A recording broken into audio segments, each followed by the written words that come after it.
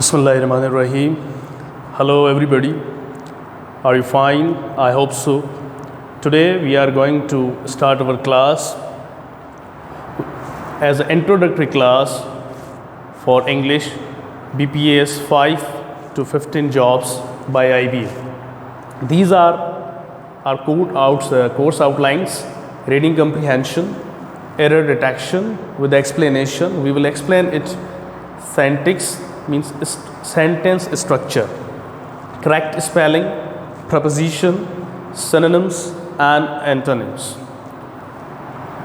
Reading comprehension, we will learn miscellaneous tactics, how we can correct the passage, how we can understand the exact message, कि कैसे किसी reading comprehension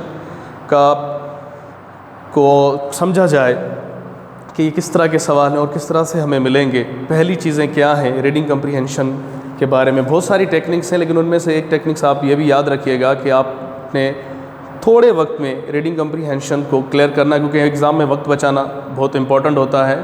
और ये भी बात याद रखिएगा कि 100 में से जो 90% एजुकेशन होती है वो होती है होश का होना ज़रूरी है। अगर आपको एग्ज़ाम में होश नहीं है तो आप जितना कुछ याद कर लें उसका फ़ायदा कोई नहीं है। इसीलिए सबसे पहले आपने अपने जो है आउट ऑफ सेंसेस नहीं होना है, कंट्रोल में रखना है, ख़ुद को समझना है बातों को।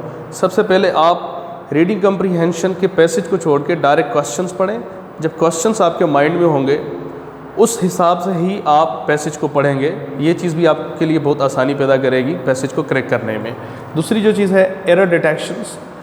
एरर डिटेक्शन लिखने में टॉपिक चाहे हमें छोटा नज़र आता हो, लेकिन इसके पढ़ने के लिए, इसको समझने के लिए एक अच्छे बैकग्राउंड की ज़रूरत होती है, जैसे कि parts of speech, noun, pronoun, verb, adjective, adverb, conjunction, interjection, preposition. ये सारे टॉपिक्स आपको यूज़ के साथ आने चाहिए, क्योंकि जब एरर आता है तो वहाँ पर यह नहीं लिखा होता कि इन टॉपिक से एरर है, बल्कि लिखा होता है detect the error, find the error.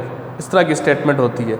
अब ये आपके ऊपर होता है कि उसमें एरर किस तरह से हो सकता है। पार्ट्स ऑफ स्पीच से हो सकता है, टेंसेस से हो सकता है, सीक्वेंस ऑफ टेंसेस में का भी एरर बनता है, आर्टिकल से भी काफ़ी एरर बनते हैं, कैपिटलाइजेशन एंड पंक्चुएशन के भी एरर होते हैं, सब्जेक्ट वर्ब एग्रीमेंट जो कि हमारा एक लेंदी टॉपिक है।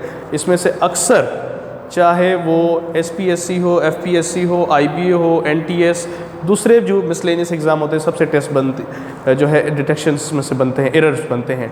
क्वेश्चन टैग में भी काफ़ी हमारे एरर आते हैं। मॉडल वर्ब्स अपने यूज़ को लेके काफ़ी सिमिलरिटी आपस में रखते हैं, ठीक है, तो इनको बारीक बीनी से बहुत देखना पड़ता है।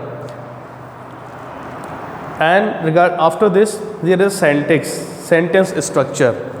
ये सारा का सारा जो टॉपिक है स्ट्रक्चरल स्टडी अबाउट सेंटेंस से होता है। इसी में हमारा सब्जेक्ट वर्ब एग्रीमेंट टॉपिक भी आ जाता है, और जो कि दूसरे सेंटेंसेस हैं हमारे स्ट्रक्चर के हिसाब से, simple, compound, complex, main classes, dependent classes, वो इसी टॉपिक में इंक्लूड होते हैं। Correct spelling it is only by practice. ये प्रैक्टिस से होता है। कुछ वर्ड्स ऐसे होते हैं जैसे उनकी स्पेलिंग अक्सर, जैसे आपको दुश्वारी होती होगी, डिफ़िकल्टी फील करते होंगे आप रिसीव में कि IE आता है या EI आता है। इस तरह के मिलते जुलते अल्फाज हमें दिए जाते हैं, तो बड़ी तवज्जो की ज़रूरत उसमें होती है।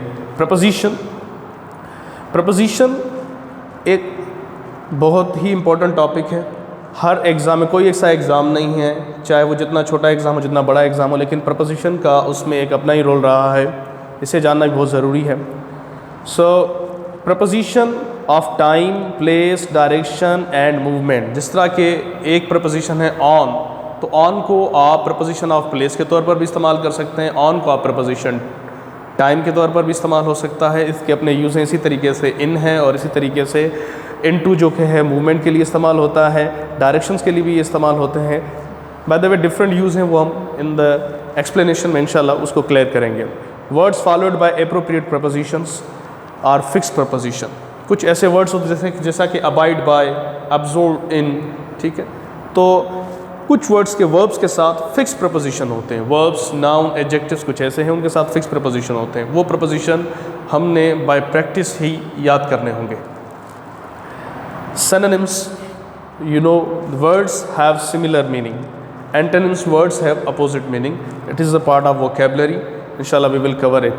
और एक और चीज़ है कि एरर डिटेक्शंस में आपको ईडियम्स भी, मैं यहाँ लिख देता हूँ, ईडियम्स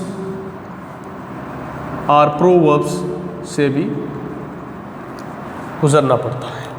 कुछ एरर्स तो जो होते हैं एक तरह के स्ट्रक्चर के हिसाब से होते हैं, लेकिन कुछ एरर इस तरह के होते हैं जो कि सेमेंटिकली होते हैं, अपनी मीनिंग के स्टैंडर्ड के हिसाब से। फॉर एग्जांपल मैं कहता हूँ कि I have cigarette in my hand, तो बज़ाहिर हमें ये सेंटेंस सही नज़र आता है, but this is not a correct sentence, it is incorrect.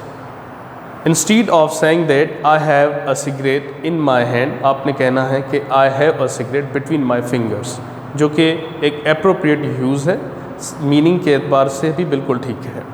इसी तरीके से कुछ सेंटेंस ऐसे हैं, द लार्ज बस was parking outside, know the large बस वाज सिटिंग आउटसाइड। जी हाँ, वर्ड सिट इस्तेमाल करेंगे आप या वर्ड पार्क इस्तेमाल करेंगे। कार के लिए भी आप उसके लिए स्टैंड या जो है बस के लिए स्टैंड और कार के लिए स्टैंड वर्ड आप इस्तेमाल नहीं कर सकते, सिट्स या पार्क वर्ड ही इस्तेमाल करेंगे। This are semantical errors.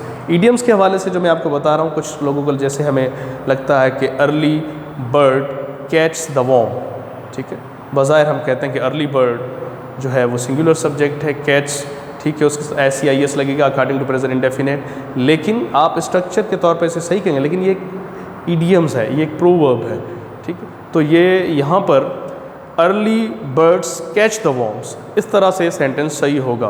पहला सेंटेंस स्ट्रक्चर के एतबार से गलत नहीं था, लेकिन ईडियम्स जो है, प्रोवर्ब्स जो है, वो चेंज नहीं होगा। Thank you.